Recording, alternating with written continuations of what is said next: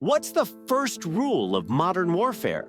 Never turn on your radar without knowing what's hunting you. Russian air defense crews in Crimea learned this lesson the hard way when they activated their sophisticated S-400 systems, broadcasting their exact location to Ukrainian intelligence and sealing their own fate.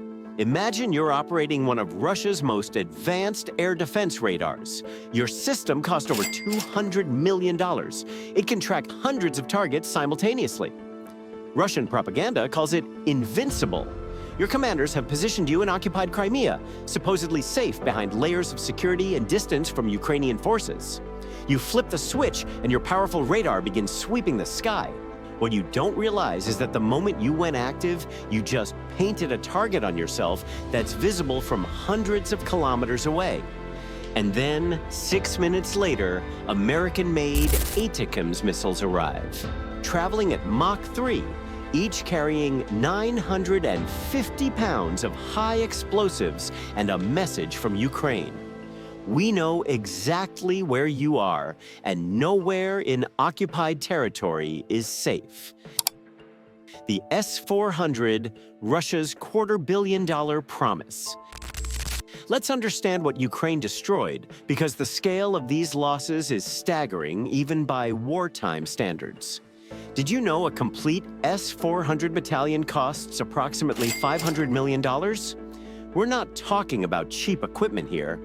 Each radar system, fire control unit, and launcher represents the kind of investment that makes defense ministers sweat. The S-400, a triumph, was supposed to be Russia's answer to Western air power.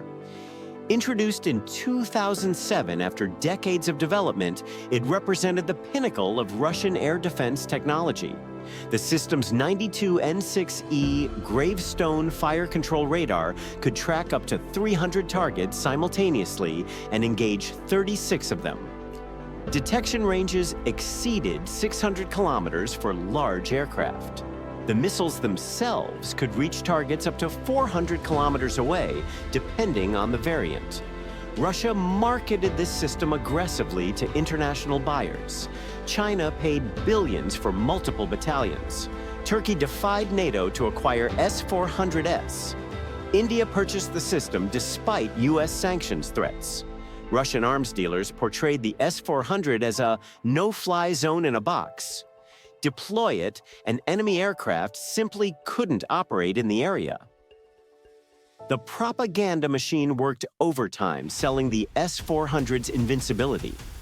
Russian media produced slick videos showing the system tracking and destroying targets. Defense officials claimed the S-400 could even detect and engage stealth aircraft. It was supposed to be the shield that made Russian-controlled airspace impenetrable. But there's a fundamental vulnerability in every radar-based air defense system, and it's one that physics makes unavoidable. To detect targets, you must emit electromagnetic energy. And the moment you start radiating, anyone with the right sensors can detect you from far beyond your own effective range. The hunter becomes the hunted. A ATACMS enters the fight. For months, Ukraine had been requesting longer-range strike weapons from Western allies. The ask was simple: give us the tools to reach the systems that are killing our people. Russian aircraft operating from Crimean bases struck Ukrainian cities. S-400 batteries in occupied territory threatened Ukrainian aircraft across southern Ukraine. Command posts in Crimea coordinated Russian operations, and Ukraine could only watch, lacking weapons with sufficient range to strike back. Then, in late 2023, ATACMS arrived. The Army Tactical Missile System represented a quantum leap in Ukrainian strike capabilities. These weren't simple rockets. We're talking about precision-guided ballistic missiles with a range exceeding 300 kilometers, traveling at speeds that give defenders mere minutes to react. Picture the weapon itself, 6 meters long, weighing nearly 1,700 kilograms at launch. The missile uses GPS and inertial guidance to navigate to its target with precision measured in meters, not hundreds of meters. Early variants carried cluster munitions. Later versions featured unitary warheads designed to destroy hardened targets. And the speed, Mach 3 during the terminal phase, meant that even if you detected an ATACMS on radar, you had precious little time to engage it before impact. The strategic calculus in Crimea changed overnight. Russian commanders who thought their air defense systems were safely positioned beyond Ukrainian reach suddenly faced a new reality. ATACMS could hit anywhere in Crimea, and there was very little Russian air defenses could do to stop them. The perfect kill chain, from radar emission to crater. So how does Ukraine actually find and destroy a specific S-400 system in the vast expanse of occupied Crimea? The answer reveals the sophisticated intelligence infrastructure supporting Ukrainian operations. Modern electronic warfare and signals intelligence, SIGINT, can detect radar emissions from hundreds of kilometers away. When a Russian S-400 radar activates, it broadcasts powerful electromagnetic signals necessary to detect aircraft and missiles. But those same emissions are like a beacon visible to anyone with the right sensors. Ukrainian forces, likely supported by NATO intelligence sharing, monitor the electromagnetic spectrum across occupied territories constantly. Intelligence analysts maintain detailed databases of Russian air defense positions, tracking movement patterns and operational behaviors. The moment a Russian radar goes active, its location can be triangulated with precision sufficient for targeting. Here's where the kill chain gets interesting. Let's walk through what probably happens. Step 1. Russian S-400 battery receives orders to activate and provide air defense coverage. The crew powers up their radar systems, believing they're safely positioned in occupied Crimea. Step 2. Ukrainian or Allied SIGINT systems detect the radar emissions within seconds. Computers process the signals, calculate the exact location, and flag it as a high-value target. Step 3. Intelligence analysts confirm this is an S-400 system, different radars have different electronic signatures, and verify no friendly forces are in the area. Step 4. Target coordinates flow to Ukrainian artillery units equipped with ATACMS. Launch crews prepare missiles and input targeting data. Step 5. ATACMS launches. The missile accelerates, following a ballistic trajectory toward the target area. GPS updates guide it precisely to the designated impact point. Step 6. The S-400 crew might detect the incoming ATACMS. Their radar is active after all. But here's the problem. They're tracking an incoming missile traveling at Mach 3, and they have maybe 4 to 6 minutes from detection to impact. Can they identify the threat, activate countermeasures, engage with their own missiles, and do all of this before the ATACMS arrives? Step 7. Impact. The ATACMS warhead detonates, shredding the radar system, launcher vehicles, and control equipment. A $200 million air defense battery becomes scrap metal in milliseconds. The entire process from radar activation to destruction can take less than 10 minutes. Russian crews literally don't have time to realize they're in danger before the missiles arrive. Cape Tarkhankut, where Russia's air defense dreams died. Cape Tarkhankut became ground zero for some of the most significant ATACMS strikes against Russian air defenses. This rocky promontory on western Crimea had strategic importance. Position air defenses here, and you could cover approaches to Crimea and threaten Ukrainian aircraft operating in southern regions. So Russia positioned multiple S-400 batteries in the area, and Ukraine systematically destroyed them. Reports from mid-2023 through 2024 documented repeated Ukrainian strikes on Russian air defense positions at Cape Tarkhankut. Each strike followed a similar pattern. Russian systems would activate to provide air defense coverage, Ukrainian intelligence would detect the emissions, and ATACMS would arrive shortly thereafter. The footage that emerged from these strikes was spectacular.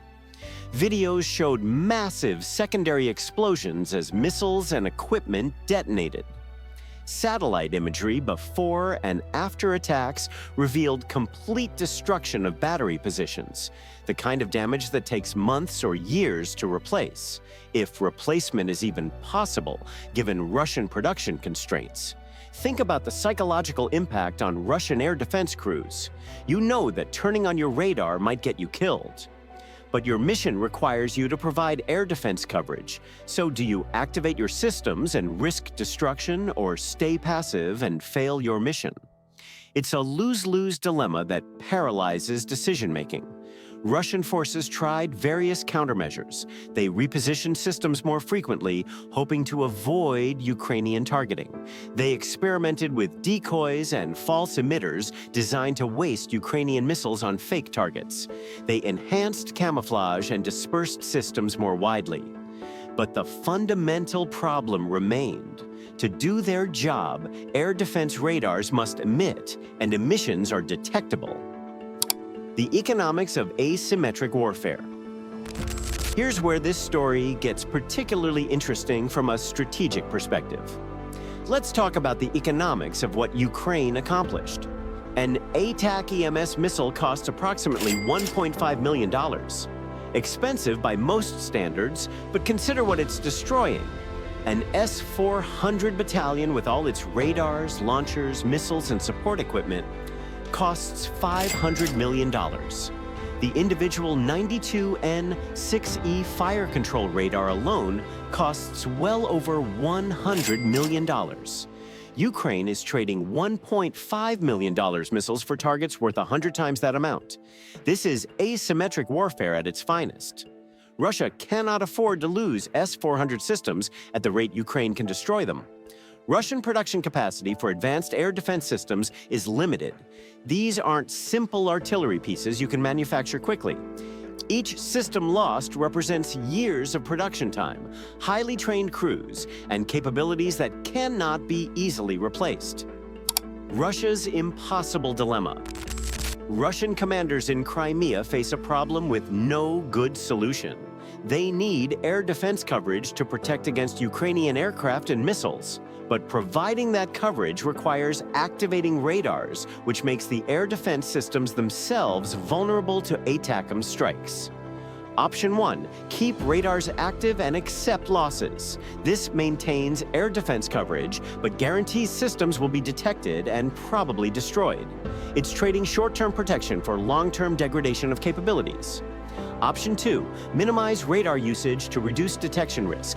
This protects the air defense systems themselves, but creates gaps in coverage that Ukrainian aircraft and missiles can exploit.